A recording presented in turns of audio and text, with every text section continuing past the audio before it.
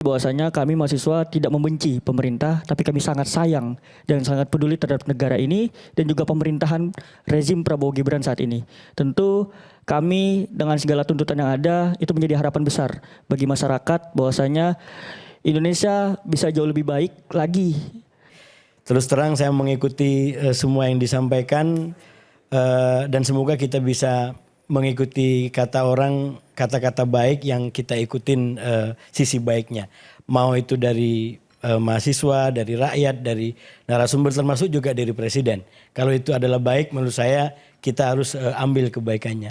Saya terus terang Mas Aiman ingin nyambungkan dulu kepada pemirsa karena saya biasanya tampil dalam isu-isu di Timur Tengah. Nah ini tiba-tiba diundang untuk bicara di sini tentang mahasiswa. Jadi saya harus dari sisi mana gitu. Kan awalnya naik ini kesulitan ini kan dari perang Timur Tengah. Persis, saya mau berangkat yang disampaikan Mas Pangi tadi. Jadi seandainya pemerintah mungkin lebih sabar melihat dinamika global, mungkin tidak perlu menaikkan pertamak itu. Karena alhamdulillah dalam konteks regional Timur Tengah kan per 15 kemarin terjadi deal dan insya Allah Jumat depan. Sebentar, Anda menilai bahwa kenaikan Pertamax ini yang menjadi puncak dari mahasiswa turun? Itu salah satu varian. Cuman maksud saya ingin biar ini menjadi sambungan dari Timur Tengah ke Indonesia dulu Mas. Karena saya biasa ngomong tentang politik Timur Tengahnya dulu gitu. Jadi seandainya tadi sabar ya nunggu, itu kan akhirnya terjadi kesepakatan dan besok Jumat itu akan ditandatangani kesepahaman damai di antara Iran dengan Amerika. Dan salah satu yang menurut saya masuk di situ, saya ingin ambil energinya untuk masuk ke forum kita masalah di dalam negeri. Selain memang itu adalah faktornya yang bikin krisis kemana-mana. Saya ingin ambil satu kata kunci bahwa kalau dalam konteks perang Iran dengan Amerika itu terjadi yang disebut sebagai trust deficit di antara dua negara ini. Tapi konteksnya adalah wajar karena mereka perang. Saya berharap itu tidak perlu terjadi dalam konteks di Indonesia. Jadi berbagai macam kritik yang sangat pedas tadi itu harus jangan sampai menjadi trust deficit apalagi menjadi distrust. Karena kalau sampai ke sana, kalau konteksnya Iran dengan Amerika, oke memang itu adalah perang. Kita tidak sedang berperang. Kita sedang peduli kepada republik. Kita sedang peduli kepada nasib rakyat. Kita juga ingin pemerintahan yang baik. Karena itu menurut saya memang harus ada sesuatu yang kita pegang, yaitu bahwa ini tidak dalam rangka distrust tadi. Dan ini menjadi kayak semacam niat baik. Kalau mau dijadikan garis merah juga bisa garis merah. Karena kalau tujuannya hancur-hancuran saya yakin tidak ada satupun yang akan mendukung gerakan yang menghancurkan kita semua. Saya yakin para pembicara semua, kita semua di sini tidak hadir dan bicara dalam konteks itu. Kita bicara dalam konteks bagaimana republik menjadi lebih baik, kehidupan masyarakat menjadi lebih baik. Nah itu satu. Yang kedua Mas Aiman, saya masuk dalam forum ini. Terus terang ya namanya masing-masing orang bisa banyak punya bicara. Tapi saya ingin sampaikan forum kita malam hari ini dari satu sisi itu bisa menjadi satu bukti keistimewaan dan kelebihan kita. Terutama kalau view-nya kita agak kembangin bukan hanya di Indonesia. Coba potret kawasan termasuk juga mungkin regional Timur Tengah. Apa yang saya ingin sampaikan kurang lebih kita sudah diskusi 4 sampai 5 jam. Dan materinya nggak main-main. Ini materi yang di banyak negara itu tidak dipublikasikan. Di banyak tempat itu masih tabu. Misalnya apa? Misalnya apa? Kritik-kritik soal kebijakan, soal presiden, soal lingkaran istana, soal menteri. Di dalam negara demokrasi kan biasa itu. Itu persis. Itu makanya Anda mungkin lihatnya kalau nggak di Tiongkok, Rusia. Yang ingin saya bilang ternyata kita punya keistimewaan. Kita bisa 5 jam bicara dan luar biasa. Dan sekali lagi ini keistimewaan dan posisi kita. Coba kita sekarang nggak usah jauh-jauh ke negara tetangga misalkan. Belum sosial medianya, coba dicek. Kita ke negara yang dekat lah. Itu sosial medianya sebebas kita nggak? Jadi saya ingin katakan ada kekurangan itu pasti. Tadi udah disampaikan dengan sangat bagus, argumen sangat kuat. Tapi jangan lupa keseimbangan dijaga. Bahwa kita juga punya sesuatu yang istimewa. Demokrasi. Terutama kalau kita bahas ini Mas Ubir saya dulu sampaikan dalam konteks dunia Islam kita punya keistimewaan. Indonesia punya keistimewaan. 5 jam berbicara tentang presidennya dan penguasanya, Anda cek aja negara yang mana yang bisa bicara seperti itu. Dengan kritik yang sangat kuat, dengan istilah yang sangat kuat. Silakan dicek. Saya tidak mau bicara ranking, tapi silakan dicek. Ini sekali lagi, maka itu teman-teman sekalian, para pemirsa ingin sampaikan tadi bahwa memang ada kekurangan di sana-sini. Kita tidak perlu menghindar dari kekurangan itu, tapi pada waktu yang bersamaan kita ingat keistimewaan-keistimewaannya untuk kita jaga dan untuk kita kembangkan. Nah, oleh karena itu kembali kepada poin-poin tentang masukan kepada presiden dan timnya, saya kebetulan concern di bidang isu Timur Tengah ya. Jadi ada beberapa isu di Timur Tengah, Mas, kalau kita ingat yang kurang lebih sama, tapi menurut saya materinya bagus presiden ini. Berkaitan dengan Timur Tengah ya, bagaimana beliau ke sana kemari bicara di sana sini, itu minimal kalau dibandingkan dengan sebelumnya kan tidak terjadi. Tapi saya melihat ada kegagapan dari sisi argumentasi timnya. Ini terus terang saya sorot itu. Kalau dalam konsentrasi saya sebut isunya soal BOP.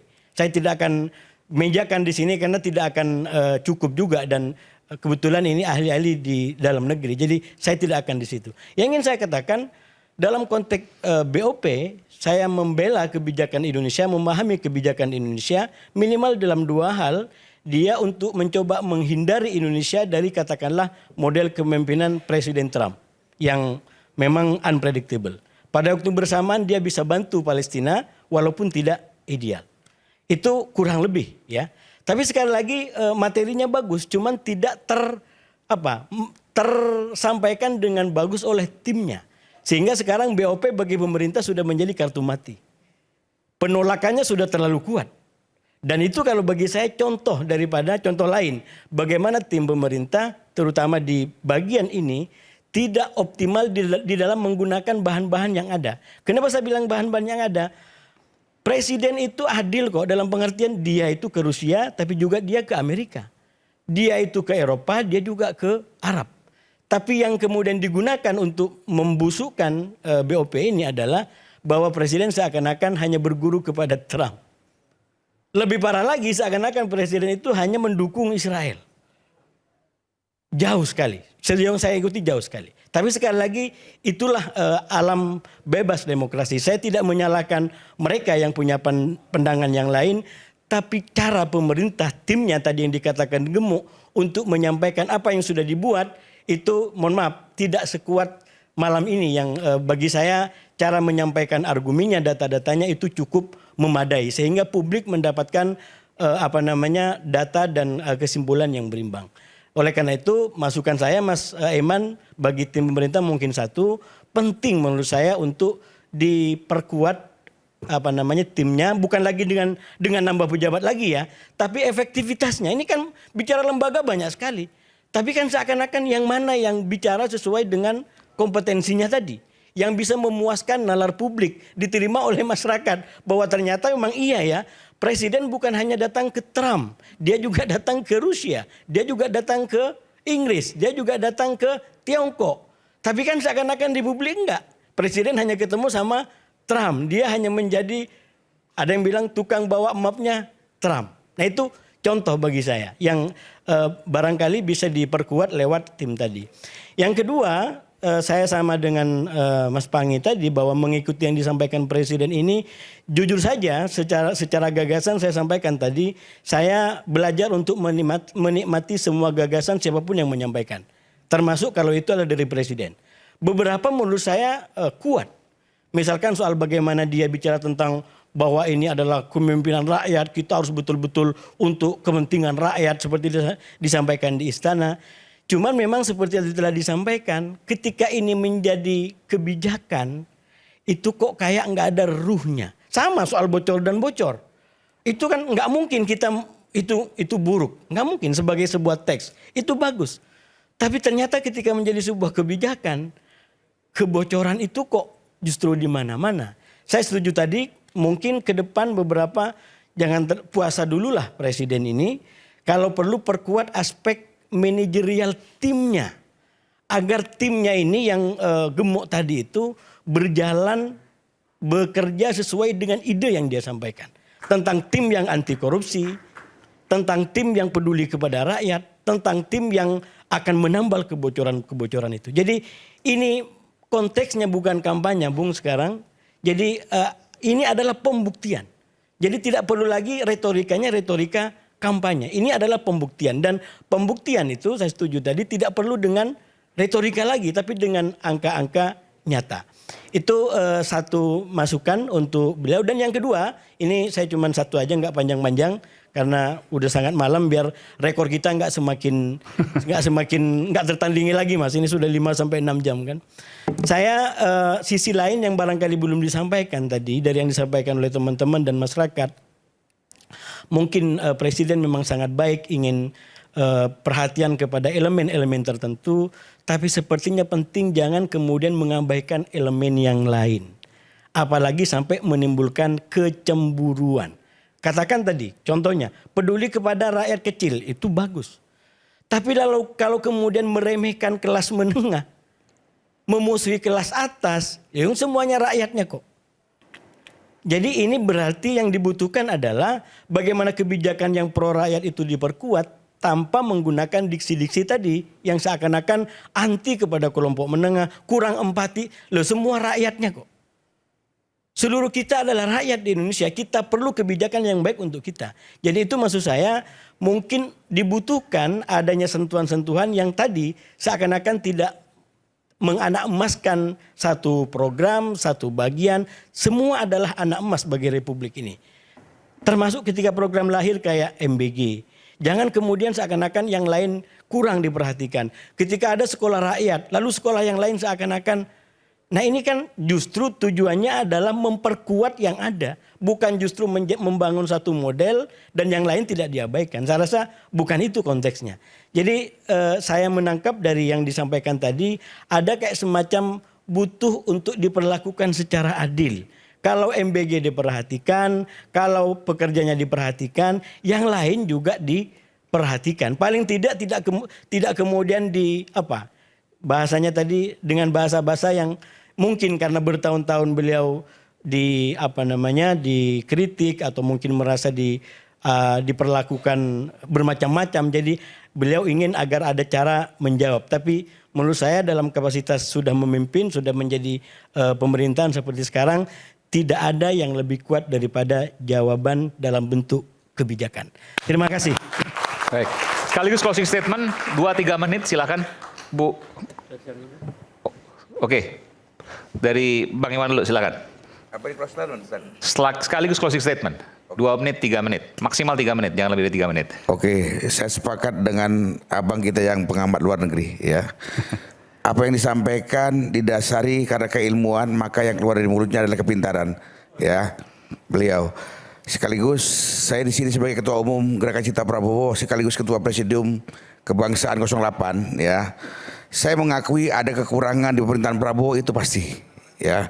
Dan kami juga mengingatkan Prabowo bahwa pembenahan, evaluasi, pembantu-pembantunya harus segera dilakukan, mengingat kepercayaan publik harus ditingkatkan ya. Masalah pasti ada, tapi saya yakin Pak Prabowo sudah selesai dengan dirinya dan beliau mempunyai visi dan misi yang jelas untuk Indonesia lebih maju. Jangan kita jadi bangsa pesimis, tapi optimislah, hari esok pasti lebih baik daripada hari ini ya. Bagaimana kita bisa menciptakan sesuatu yang baik kalau kita sudah pesimis? Makanya sekali lagi saya mengharap untuk adik-adik mahasiswa, kalian idealis, kalian kritis, kita support dan dukung ya. Selama lakukan demo, lakukan protes silakan, tapi tolong jaga ketertiban dan jangan anarkis. Indonesia masih susah, jangan ditambah lagi dengan kerusakan-kerusakan yang ada akibat dari demo. Terima kasih, serasa itu Mas Evan. Oke. Saya berikan kesempatan ke Bung Rehan dulu silakan, nanti baru ke Bung Atof. Baik, terima kasih Bung Aiman atas 2 kesempatannya. menit maksimal, 3 menit maksimal. Ya baik, dari kami mahasiswa menanggapi bahwasanya kami mahasiswa tidak membenci pemerintah, tapi kami sangat sayang dan sangat peduli terhadap negara ini dan juga pemerintahan rezim Prabowo Gibran saat ini. Tentu kami dengan segala tuntutan yang ada itu menjadi harapan besar bagi masyarakat bahwasanya Indonesia bisa jauh lebih baik lagi dengan dasar pendidikan dan juga kesejahteraan masyarakat. Sehingga apa yang ingin kita ciptakan bersama menuju Indonesia emas 2045, bukan Indonesia cemas 2045 itu dapat tercapai dengan baik. Dan kami berharap tidak adanya kultus personal yang mengutamakan loyalitas di atas kompetensi di pemerintahan saat ini. Bahkan mereka yang bersenggolan untuk menyingkirkan orang-orang yang kompeten. Kami berharap itu tidak ada. Kemudian tingkatkan lagi kepercayaan publik. Itu kami berharap bahwasanya saat ini pemerintah, presiden dan lingkarannya masih memiliki PR untuk meningkatkan kepercayaan publik. Dan oleh karena itu kami sangat berharap kepercayaan publik dapat dikendalikan penuh oleh presiden dan kami menanggung harapan terhadap presiden saat ini untuk dapat berubah seperti itu. Dan terakhir menitip bahwasanya pendidikan haruslah diutamakan karena mengingat ada data yang mengatakan bahwasanya Indonesia dalam daya saing sumber daya manusianya itu pada tahun 2025 mengalami penurunan signifikan berada di peringkat ke-53 dari 69 negara. Ini PR. Dan juga terendah kedua di ASEAN. Padahal negara kita adalah negara yang besar. Tapi SDM-nya adalah terendah kedua. Ini kan menjadi catatan penting gitu. Dan terakhir, kami berharap pemerintah dapat menerima, mengevaluasi dan jangan menyangkal bahwasanya pemerintah saat ini masih banyak PR untuk dibenahi ke depannya, seperti itu. Dan kami juga mengharapkan adanya demokrasi yang terbuka, bukan demokrasi kepentingan, sesuai yang dikatakan oleh Rousseau bahwasanya demokrasi adalah mendengar pendapat umum, bukan pendapat kepentingan. Yang di sini kami berharap segala bentuk pendapat baik minoritas, baik mayoritas dapat didengar dan dapat ditampung sehingga menemukan titik tengahnya. Terima kasih. Oke, baik. Kita kembali saat lagi untuk mendengar yang lain termasuk juga Bung Atof. Sesaat lagi tetap bersama kami di Rakyat Bersuara.